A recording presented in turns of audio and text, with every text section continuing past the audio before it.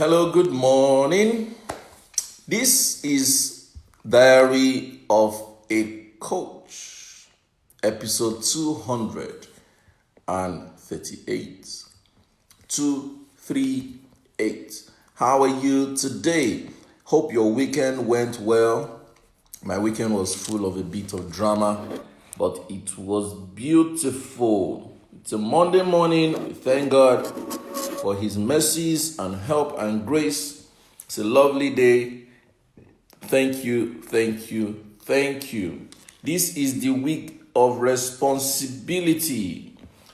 Our week of personal responsibility. Peace. You are the 1, 2, 3, 4, 5. You are the fifth to join today. You're trying to be the first. Don't worry, you'll be the first maybe tomorrow. You are the fifth today. I'm humbled by the drive and the loyalty to Diary of a Coach that I'm enjoying from each and every one of you. Thank you. I do not take it for granted. Thank you, thank you, thank you, thank you, thank you. Today is Diary of a Coach. Today is the 238th episode of Diary of a Coach. And it's a beautiful morning. Today's episode is titled, Withdraw but Be Grateful. Withdraw but be grateful. Withdraw but be grateful. This episode is inspired by a set of tweets I read last night from Praise Fowowe. And I feel inspired by his tweet because he just shared my philosophies in those set of tweets. In life, the people we are close to, we will not always be close to them. The people we are drawn to, we will not always be drawn to them. The people that we love and who love us, we will not always be in that zone. The people who are our friends, we may over time become less friendly. The people in our lives, over time we may not be in our lives as much anymore. In fact, at some point in your lives, you would stop communicating altogether. At some point in your life, you would lose contact with people that you were very close to sometime before. Sometimes when you're in the middle of a friendship or relationship or acquaintance, it looks like it's going to be forever like that. But you just realize that over the years, life may happen and people may drift apart and everything may go cold between people. These are natural realities of life. But the unfortunate thing that happens with friends is that when they now grow apart, the things they shared, the confidentialities, the secrets, the benefits, some begin to say those things to people who have no business knowing about it. And it's not a good thing. I have done that mistake before in the past. And in retrospect, it's one of the significant things I regret doing. And it's really wrong. The thing is that when you are close to someone, there are benefits you co-share. There are mutual benefits you both enjoy. Both of you contribute to each other's lives. And when you grow apart, you need to hold on to those things you shared together that were great times. But we tend to focus on the things that happened that made us drift apart. We tend to focus on the offense. We tend to focus on he doesn't call me, she doesn't call me. He doesn't check on me, she doesn't check on me. She forgot me, she feels she's bigger now. She feels she has arrived, he thinks he has arrived. And everybody begins to have these unhealthy impressions about each other. Meanwhile, you guys used to be close before. So when I saw the tweets from Praise, it really erupted a lot of emotions in me and memories. And I feel that a lot of correction needs to be made in the way we relate with our past friends. That we have drifted apart does not erode the fact that we had good times. That we have drifted apart does not erode the fact that we had secrets that we shared. That we have drifted apart does not erode the fact that you impacted in me intensely and I impacted in you intensely. And we need to be grateful that we had the opportunity to impact on each other. It's a very important thing to remember. We need to remember the creed of friendship, where I am not supposed to betray you just because you and I are no more as close as we were. No. If I tell you, if it was possible to share the secrets I know about people, it's crazy. I know so much secrets about people that they told me themselves because of my work as a therapist. And if because at a point in our rapport and relationship and our friendship, things go wrong, it is demonic and devilish for me to ever utter a secret to anyone for any reasons. And these are the rich issues we need to pay attention to.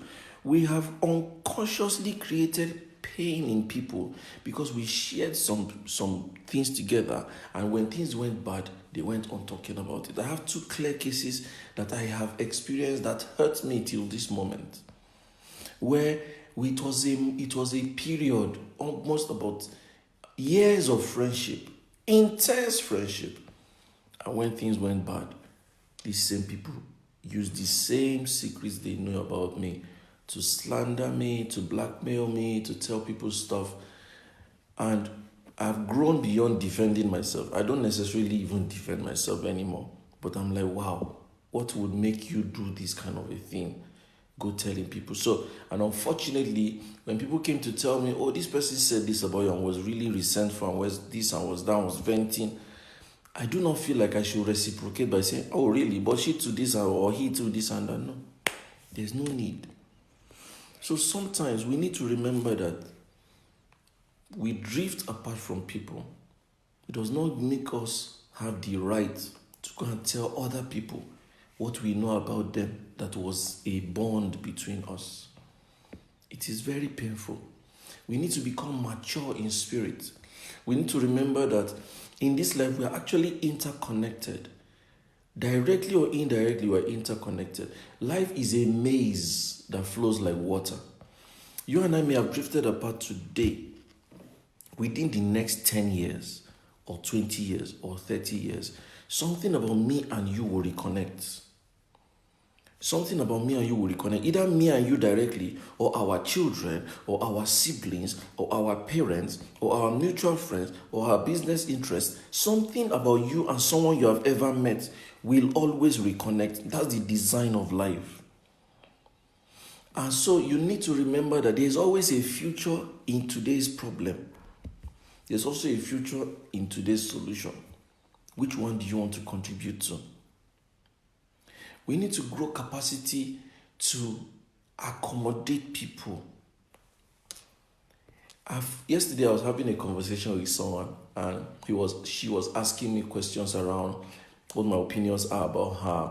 And because we've been friends since 1999. We've been friends since 1999. 1999 to now is 20 years. So we've been friends for 20 years. And so yesterday she was asking me feedback about what I think about her, what changes she needs to make. And I said, between when we were close and when we drifted apart in terms of our friendship, and of recent, I've noticed that you need to be more flexible. I noticed that you get angry too easily. You need to calm down. Some things you just need to ignore, or some things you just need to be flexible about. I noticed that you're very, very obstinate about religion. You need to calm down and see different views and understand some things. And almost instantly, I felt like maybe I shouldn't have given that feedback, because she told me, well, I'm not ready to change any of these things, and if anybody doesn't like me like this, let them stay where they are. I was like, oh, okay, I understand, and it's fine. But I wish it's a bit different. I found that one of the biggest secrets to living a healthy life and having a healthy friendship with people is empathy. It's one of the biggest secrets, one of the biggest skills. Yesterday, I kept thinking about this word empathy, and I'm happy I remembered to mention it. If there's any skill you should develop beyond any other skill, and I mean it, is empathy. Empathy makes you to consider that someone else may feel pain from what I'm doing. Someone else needs to benefit positively from what I'm doing. Empathy makes you to put people at par with you. The Bible says, love your neighbor the way you love yourself. For me, that is empathy. You need to bring your place to a point where you need to bring yourself to a point where, as you're thinking of anything concerning you, you're considering that my friends, my boss, my subordinate, my neighbors, my parents, my siblings, their friends, their siblings, as many people as possible, how will this impact on them? As much as possible. That does not mean you should parry to people's opinions. That does not mean that you compromise what you want because other people would like it. No. But you need to remember that you are not alone. The actions or inactions that you take affect people directly or indirectly. So within your power, you need to ask yourself, this action I'm taking, who will it affect positively? Who will it affect negatively? What is it that is really a negative impact? How can I walk around it so that the negative impact, even though I cannot avoid it, I can reduce the impact? Because whether you like it or not, whatever you do will have negative impact on some people anyway. But however, you can ask yourself, what is the motive behind what I am doing? Empathy is very key. Because when you have been close to someone and you drift apart and you now go around slandering them, the question now is, what is the motive behind that? What is the motive behind slandering someone that you were close to? What is the motive behind exposing the secrets they shared with you in confidence? What is the motive behind trying to paint them bad? It's a very dangerous lifestyle. Exactly 3 weeks ago, an old friend who had left and became very angry and stayed away, someone was messing her up on Twitter. I captured those messages. I sent her in private. I said, I need you to address this. She was shocked that I was reaching out to her and trying to defend her. I said, but now so like be. I don't get stress. I don't want stress for anybody, just like I don't want stress for myself. So it doesn't matter who has wronged me. I believe that you are entitled to be defended. And I appreciate those whom I have wronged, who feel I'm entitled to be defended despite the offense. The offense in this life, the Bible says, offense will come. Even though it says, woe unto whom, through whom the offense comes, right? But my point is, offense will come. If you think you are in a relationship or friendship and you don't expect offense to come, you have already set yourself up to fail. You've set a trap for yourself because it's not realistic. Now, having known that offense will come, prepare that offense will come. But that does not now mean you should now take advantage of the offense and now try to kill the person who has offended you. No, that becomes a vindictive spirit, and we bind that spirit in Jesus' name. So this episode is very personal to me.